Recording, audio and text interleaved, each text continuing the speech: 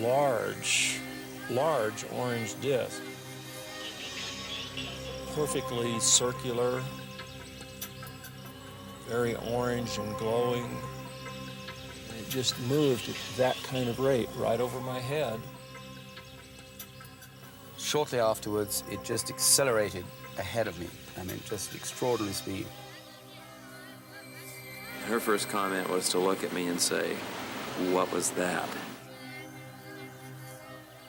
I said, "Well, I think we just saw a flying saucer." All of the religions are to base themselves on the reality that we are alone. We have not been hiding anything. I had the evidence that a crash did happen here.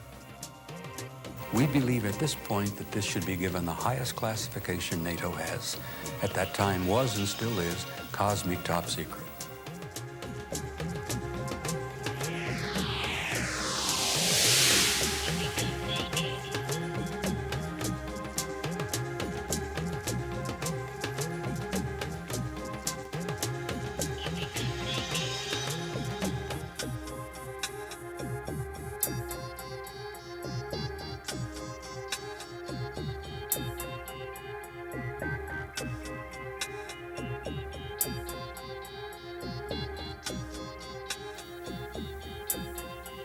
Unidentified flying objects.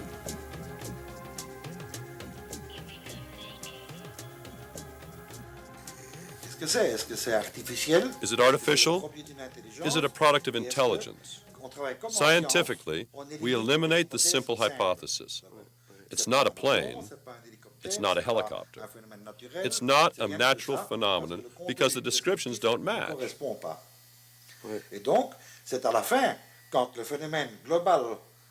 Therefore, this global phenomenon resists any other explanation. And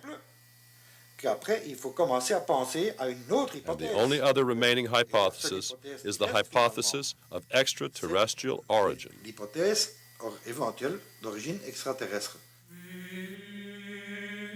In 1609, Italian astronomer Galileo Galilei, with the help of his newly invented telescope, discovered 4 satellites orbiting the planet Jupiter. He deduced that the Earth revolved around the Sun, and thus was not the center of the universe.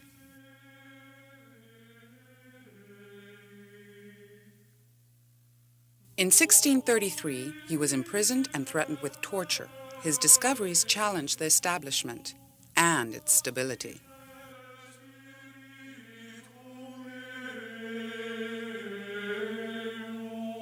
For the past 50 years, there have been allegations that governments have withheld information on the subject of UFOs. These days, the threat of torture has been replaced by ridicule. I mean, I used to work for the government, so I know that, there are a lot of things that you cannot tell common man because it's not within his realm to really understand what the big picture is. I think people have a right to know about it, but I'm not really sure that I believe.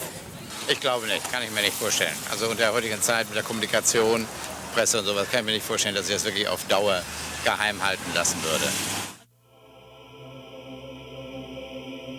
The UFO issue made the headlines on June 25, 1947, when Kenneth Arnold, a private pilot, reported seeing 9 bright saucer-like objects flying at incredible speed near Mount Rainier. He described the objects flying like a saucer being skipped over water. It was then that the term flying saucer was coined. During the next 2 weeks, over 1,000 sightings were reported throughout the country.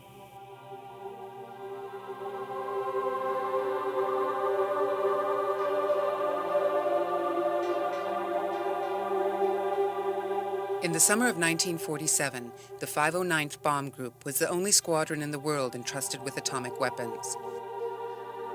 The Enola Gay, infamous for dropping the atomic bomb over Hiroshima, Japan, was based here. On July 7, 1947, this elite squadron announced the recovery of a flying disc on a ranch near Roswell, New Mexico. Major Jesse Marcel, intelligence officer for the 509th Squadron, was among the first military personnel to arrive on the scene.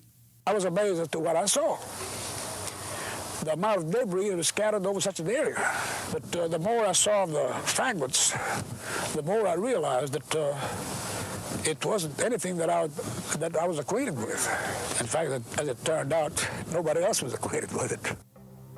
There was foil no thicker than that in a pack of cigarettes, which was virtually indestructible, and pieces of I-beam with hieroglyphic-like markings that could not be read. Major Marcel took his report back to Roswell Army Airfield, along with bits of the wreckage. Colonel William Blanchard, commanding officer of the 509th, examined them both. He ordered Public Information Officer Walter Haut to release word that the Roswell Army Airfield had recovered a flying disc. He then ordered Major Marcel to fly the wreckage to Wright Field in Ohio. En route, the plane was to stop at headquarters of the 8th Army Air Force in Fort Worth, Texas. Major Marcel was met at Fort Worth by General Roger Ramey, commanding officer of the 8th Air Force at Fort Worth Army Airfield. According to Marcel, General Ramey told him not to say anything to the waiting press. He then switched the debris Marcel had brought from New Mexico with a radar reflector and pieces of a conventional weather balloon. With the material in place, General Ramey then held a press conference.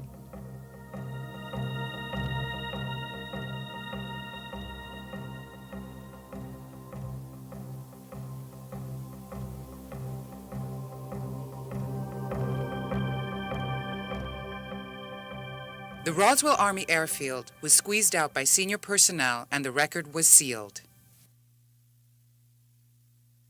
If it was something of ours, I'm sure there would be no reason to keep it under cover that long. If it's an alien spacecraft, there's another reason why it would not never be known by anybody here until they found out more about it.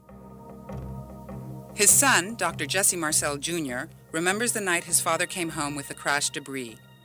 People say, well, that's a radar target. Well, he had radar training, and he knew what a radar target looked like.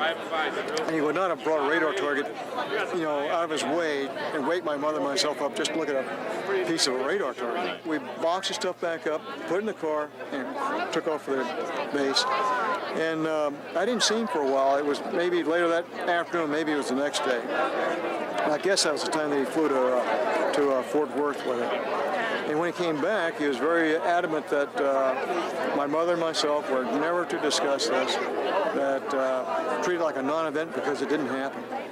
300 people now, at the latest count, have come forward with vivid, first-hand testimony of the Roswell event.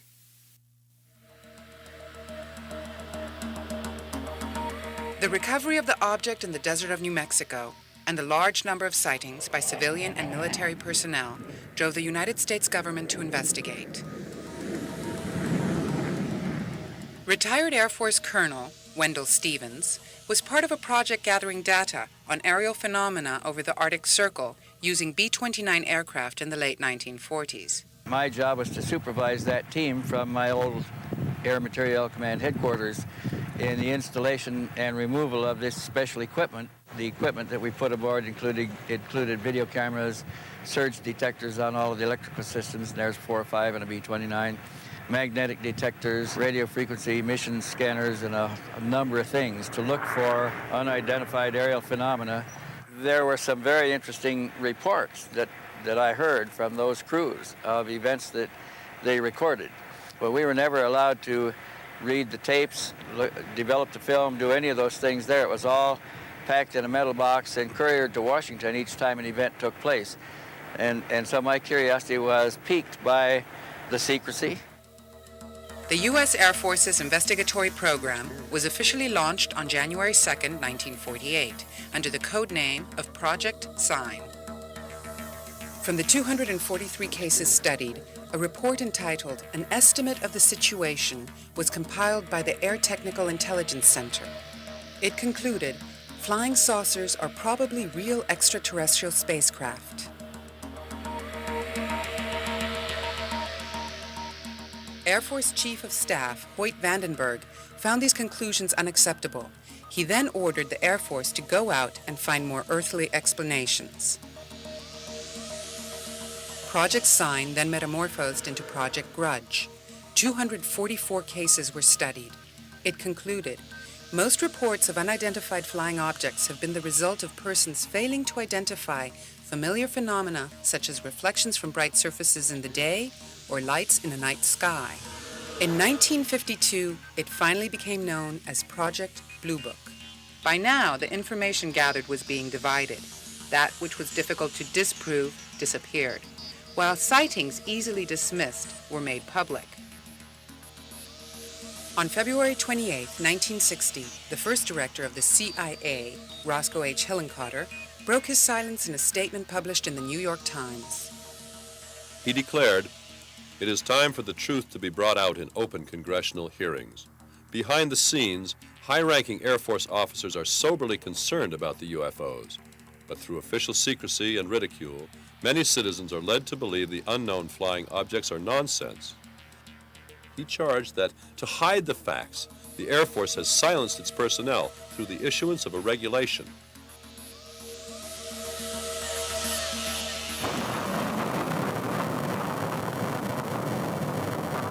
This was a secret time. America was obsessed with anti-communist sentiment, and there was great paranoia.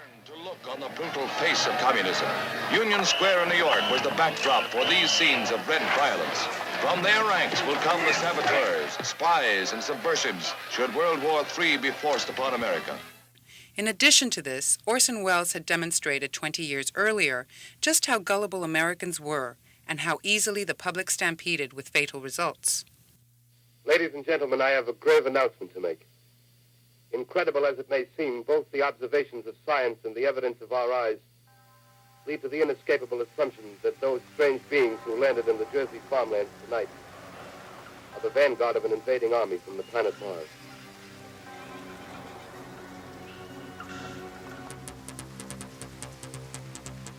It wasn't only America.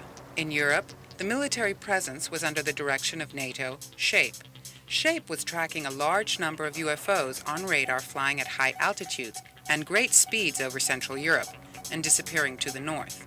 Their activities generated concern among military commanders as a possible threat from Russia. However, repeated demonstrations of advanced technology by these objects made it very clear to military authorities that these capabilities were far beyond anything that we or the Soviets had. At that point, SHAPE headquarters launched a 3-year investigation to determine what these objects were. Their conclusions are still classified today.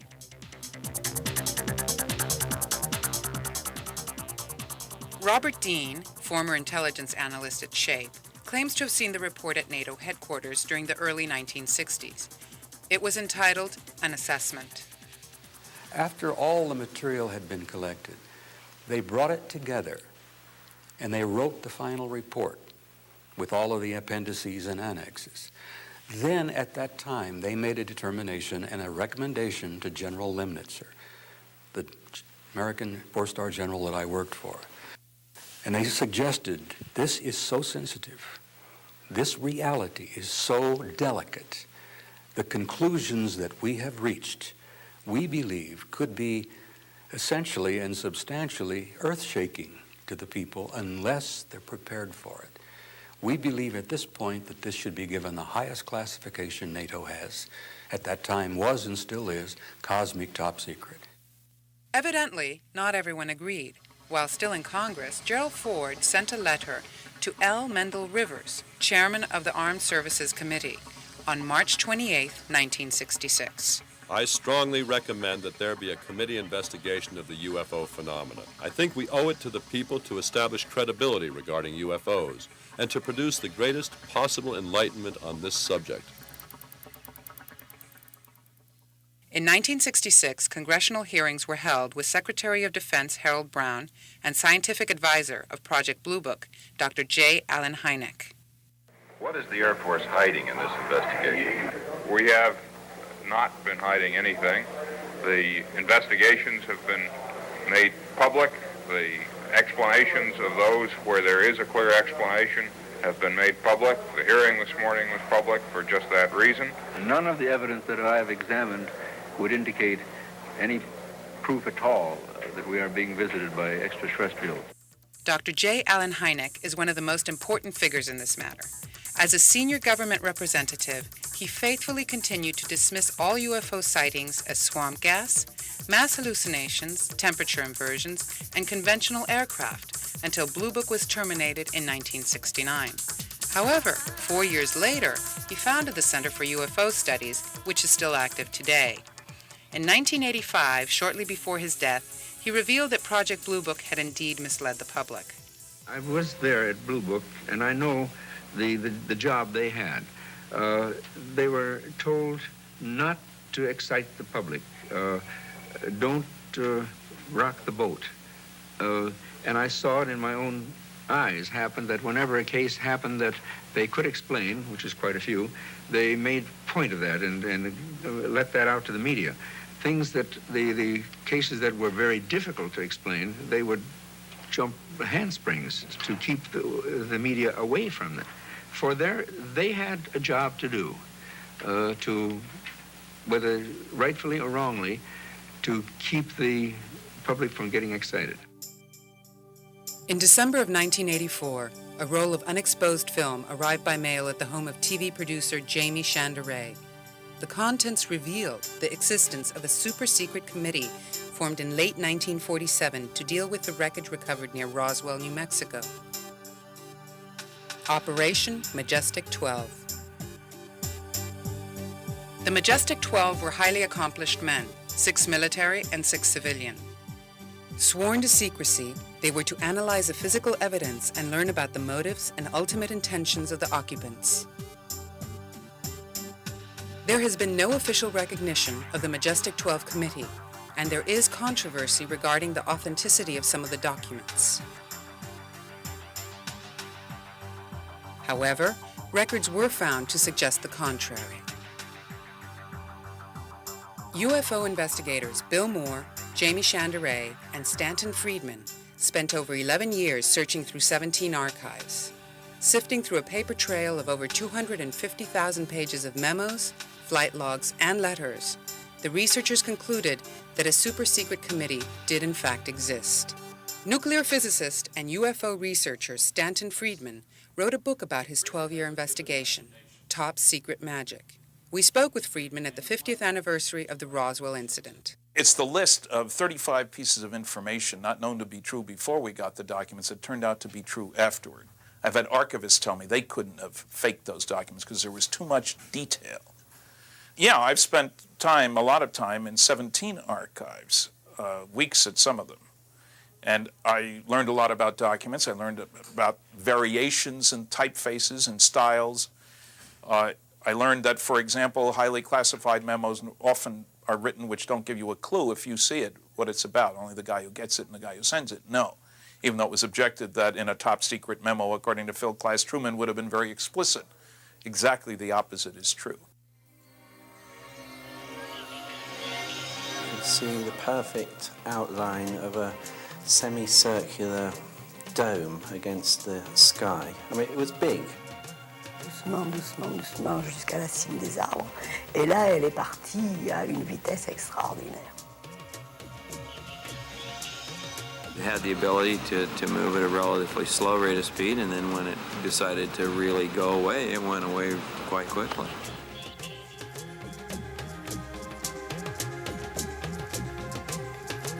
It happened, but what good is it to tell anybody? 4-time world land speed record holder Craig Breedlove is the first man to have traveled 4, 5, and then 600 miles per hour. In 1955, while walking on a beach with a friend, something caught his eye. We both saw it, watched it come down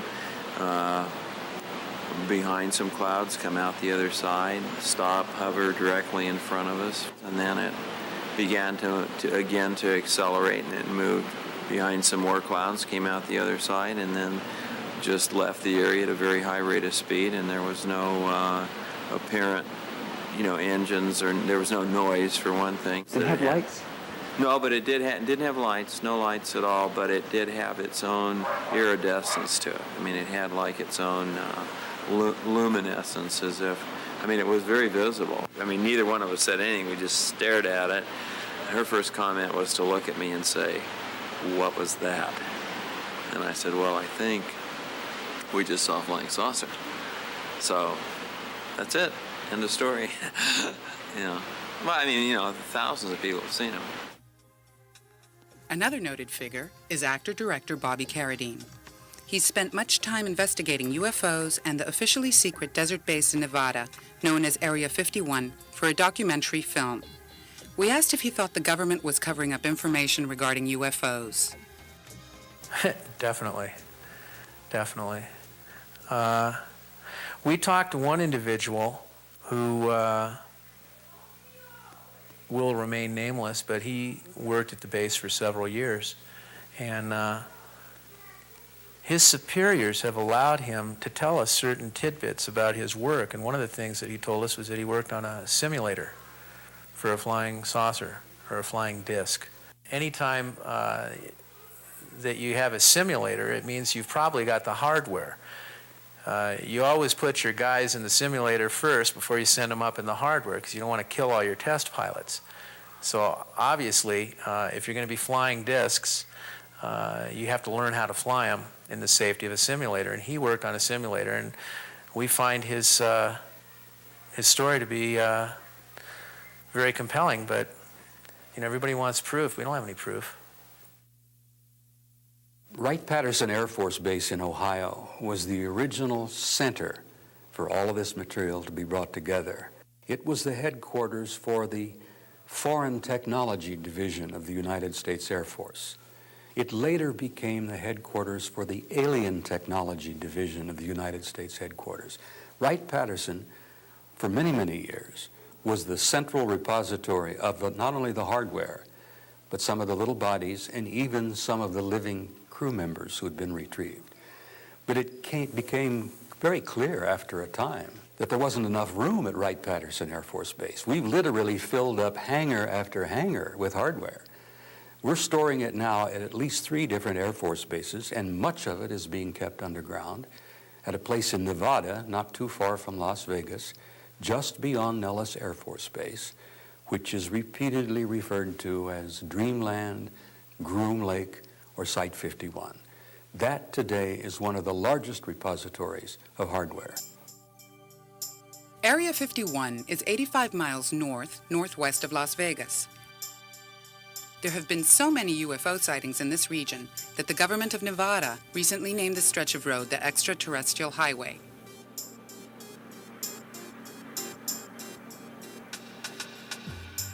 The base is in remote desert, home to rattlesnakes, cows, and a few jackrabbits.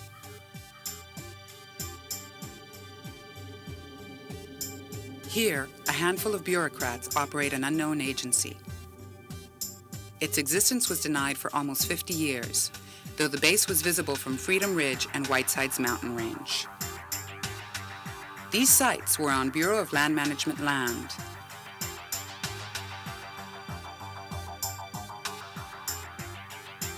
On April 10, 1995, the government incorporated this land into the base, putting it off limits to civilians. The use of deadly force is authorized. Anyone caught trespassing could be shot.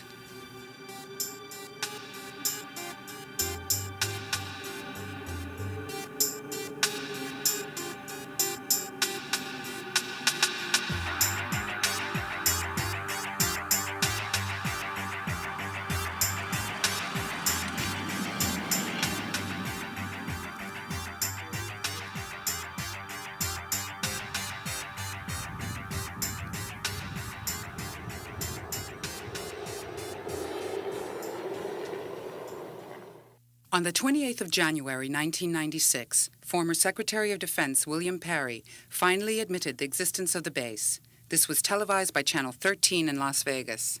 We do have a military operation going on at Groom Lake, highly classified and highly important to U.S. security. Satellite photos of the base show the world's longest runway. The length is about 30,000 feet, almost 6 miles. Space shuttles could be landed at either end simultaneously, rolled to a halt without brakes or parachutes, and still be separated by a mile. It is generally known that in the past, the base played an integral role in the development of several generations of U.S. spy planes. The U-2, the most sensational Cold War weapon.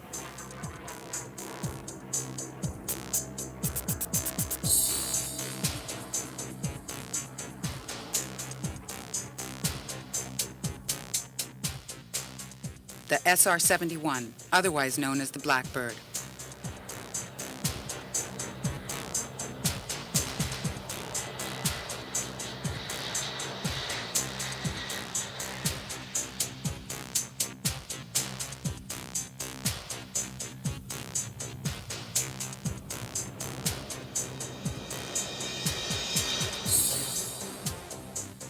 The B-2 Spirit, the controversial invisible stealth bomber.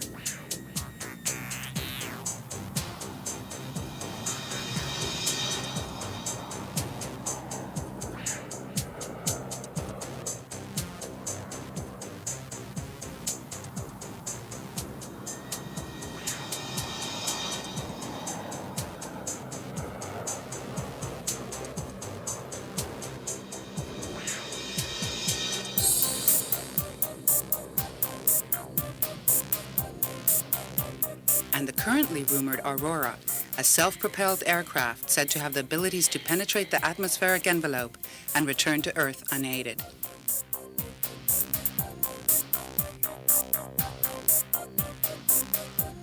Nine miles south of the control tower of Area 51 lies Papoose Lake. Its dry lake bed can only be reached by dirt road.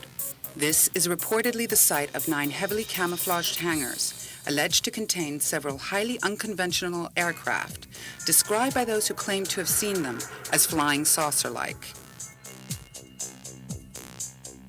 According to several informed individuals, military and civilian, these aircraft were recovered UFOs.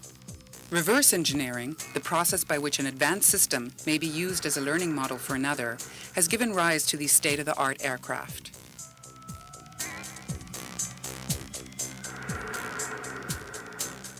A great number and variety of people have come forward bearing witness to having seen them in flight over and around the base.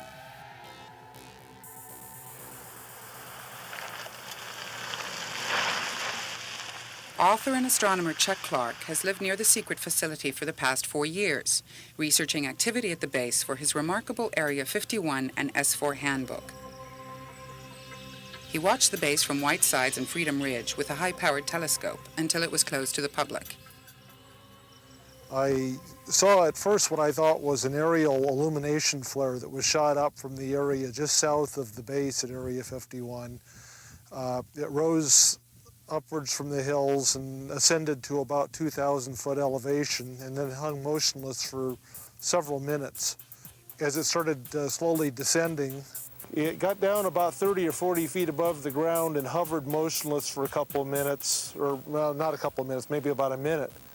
And then suddenly it shot without warning all along the base of the hills over here to a point in front of the higher hills. It did that movement in about 1 to 1.5 seconds. That is just under 5 miles measured distance, and that makes the speed something between 9 and 14,000 miles an hour based on those times. After it hovered for maybe 4 or 5 more seconds, it just vanished in place. But it did cast a glow on the ground, which means it wasn't a holographic projection. It wasn't a trick of some sort. It's unusual that you get something where, you know, I had range. I was able to figure the speed. The speed calculated out to somewhere between 9 and a little over 14,000 miles an hour, depending on whether it was a second or a second and a half. That's the only estimate in the equation. Sightings of a similar object have been reported all over the world for many years. English pilot Michael Gardner was flying over Heligoland, Europe in 1975. I was in an aircraft very similar to this one. This is a 421, it was a 414. And sitting there on autopilot, beautiful night, very, very clear. And all of a sudden, I noticed a glow on the top of the panel here, and it was a red glow. And I looked forward, right up through here, and somewhere above the aircraft was this red glowing ball, and it was a dull red color. It was like a burgundy color, but it was very bright because I remember squinting. The object stayed there probably for 15 or 20 seconds. Shortly afterwards, it just accelerated ahead of me. I mean, just extraordinary speed. Straight out ahead of the aircraft, climbing, turn, and then just completely disappeared. And I talked to, I think I was with Amsterdam, talking to Amsterdam, and I called them, said, do they have any contacts other than myself? And it was negative. Do they have any military activity? It was negative. Could you hear any engines or any sound? No sound whatsoever. There was no effect on the aircraft. There was no wake. There was nothing. It was a very cold night, and that was it. People need to give it some serious thought. Too many credible people have reported things that are just impossible by our understanding of physics. Evidence suggests sightings are nothing new. 20 to 30,000 years ago, people drew remarkably accurate representations of mammoths, boars, and other animals on the walls of caves in what is now southern France and northern Spain. These same people also drew disc-like objects.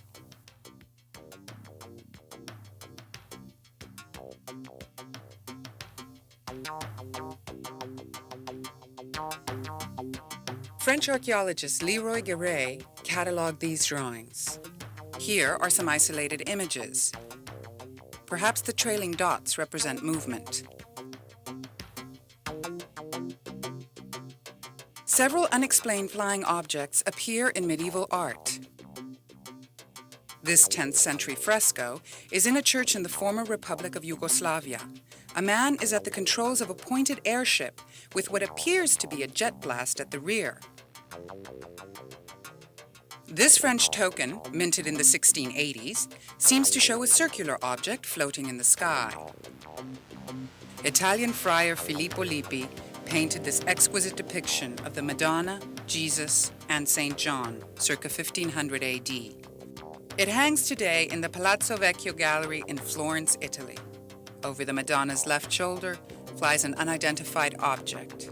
A man and his dog watch from below.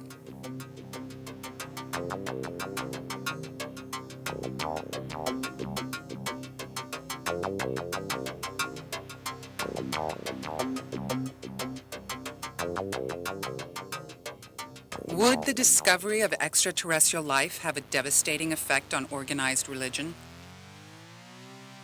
We spoke with Professor of Systematic Theology, Ted Peters, at the Center for Theology and Natural Sciences in Berkeley, California. My answer to that is no, it would not. But it's an important question because there's a lot of disinformation about this being spread from two sources. And the first source is your kind of radical secular scientists who want to continue to believe the myth that religion is fragile, that religion is dogmatic and narrow, and so they tell this false information that religion is centered on earth, it's centered on the human race, and Carl Sagan would be a good example of someone who perpetuated this belief because it always makes the scientist look like the great intellectual savior and that anybody who's religious is neurotic. Well, this is a complete misreading of both religion and history. This issue was debated in ancient Greece, even before the Jews and the Christians come on, between the atomists, on the one hand, who argued that there were many worlds, and that these worlds all had their organization, that reality was plural. When you get to Aristotle, who's really one of the dominant philosophers of ancient Greece, he says, no, there can only be one world, and he argued on the grounds of perfection, that perfect things are simple and they're unitary in character. Looking at liberal Protestants, and this is the area that we work with here in Berkeley, I can think of some of the most important theologians who have addressed it, such as Paul Tillich or Wolfhart Pannenberg, or a fellow by the name of Christer Stendahl, former dean of the Divinity School at Harvard and Bishop of Stockholm.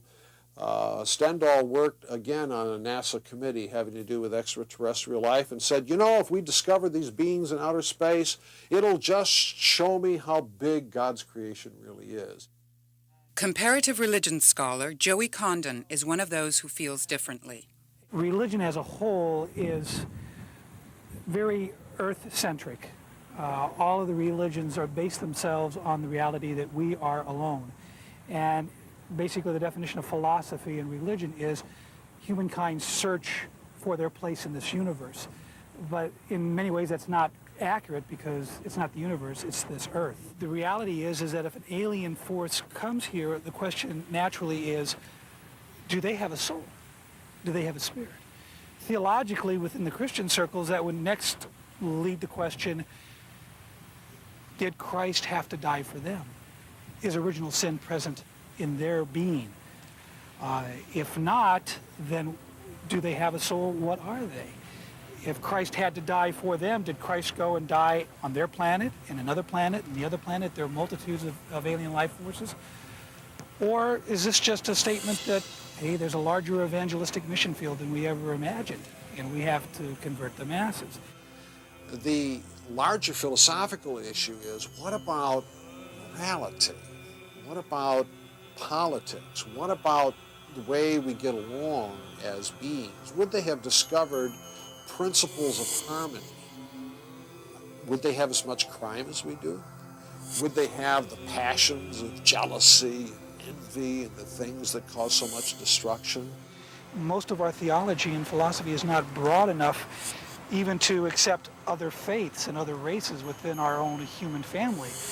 I think we've seen that in the centuries of religious experience, that we have had not as much tolerance as the man from Galilee who taught tolerance. Yet we have not had that amongst our fellow human beings. What then are we going to do with alien life forces? Many recent sightings have been recorded on film. This photograph was taken by Jean Bedet in Albiosque, France in 1974. The light rays did not extend all the way to the ground and appeared to be retractable.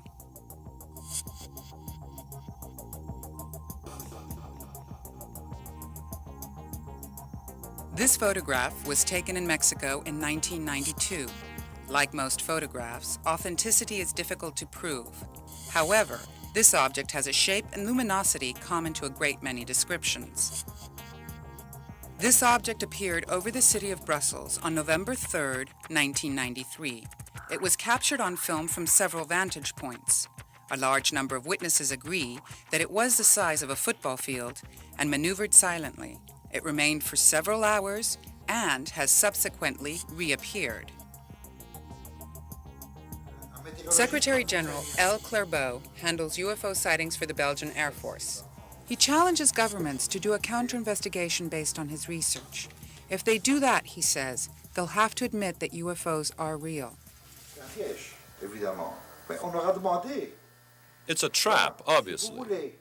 But we asked them to create a commission with university professors, senior scientists, whoever they wanted, to come and review the material we've gathered, cross-examine any witnesses they wanted,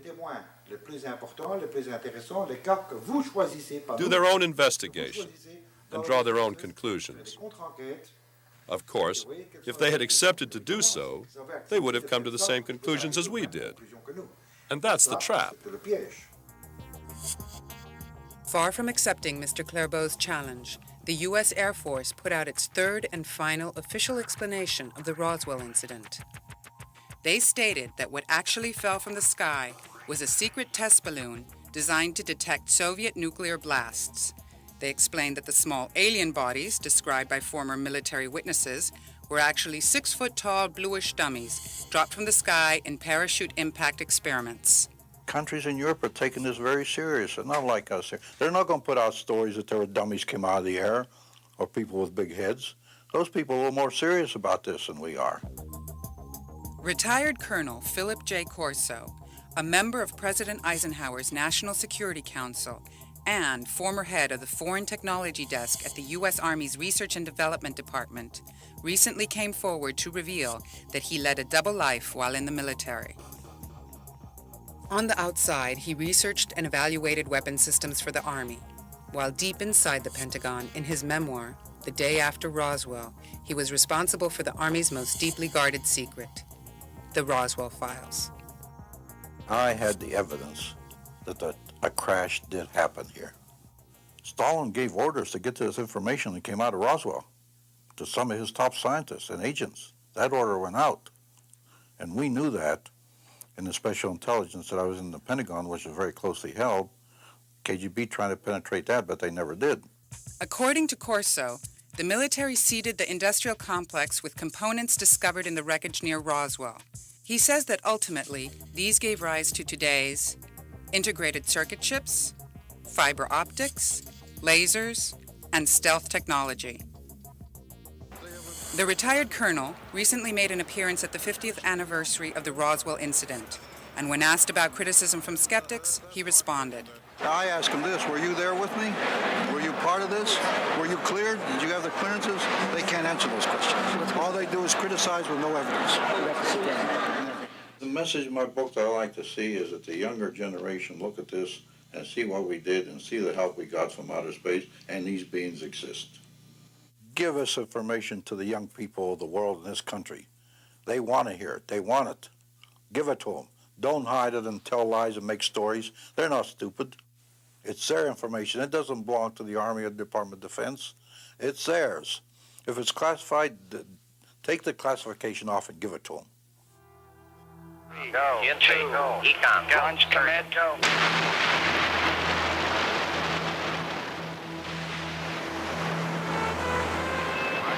Stand by for mode 1 Bravo. 1 Bravo.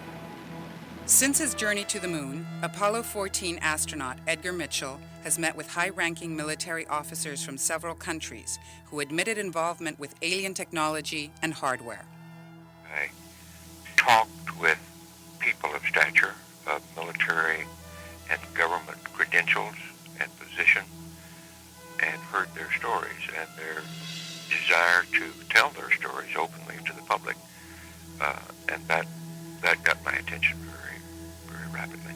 The first-hand experiences of these credible witnesses that now in advanced years are anxious to tell their story, we can't deny that.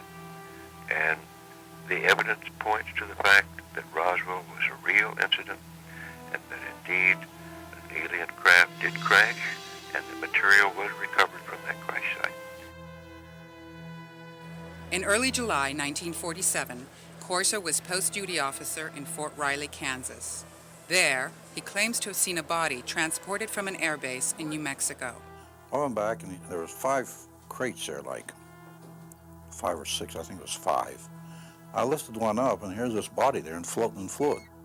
First I thought it was a child because it was small. Then I looked at this head and all. Right away. This was only happened in a matter of seconds. Then I put the end back down and the head was different, the arms were spindly, the body it was gray. So right at that moment I figured, I don't know what this thing is. So like in intelligence business, I just better put it in the back of my head here and wait till maybe in the future I get corroboration so I can evaluate what it is. Intelligence officer Jesse Marcel was one of the first to arrive at the crash site near Roswell, New Mexico in July 1947. I sensed that there was a cover-up someplace about this whole matter. How could a government, known for its inability to keep a secret, have maintained one of such magnitude for so long? Well, it hasn't maintained it. It's been leaking out all over the place. But the way it's been handled is by denial, by denying the truth of the documents that have leaked, by attempting to show them as fraudulent, as bogus of some sort. There has been a very large disinformation and misinformation effort around this whole area. And one must wonder how better to hide something put out in the open than just to say it isn't there.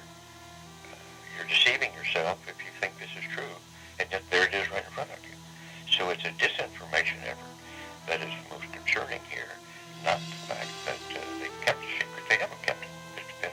It's been getting out into the public for 50 years or more. We have not been hiding anything.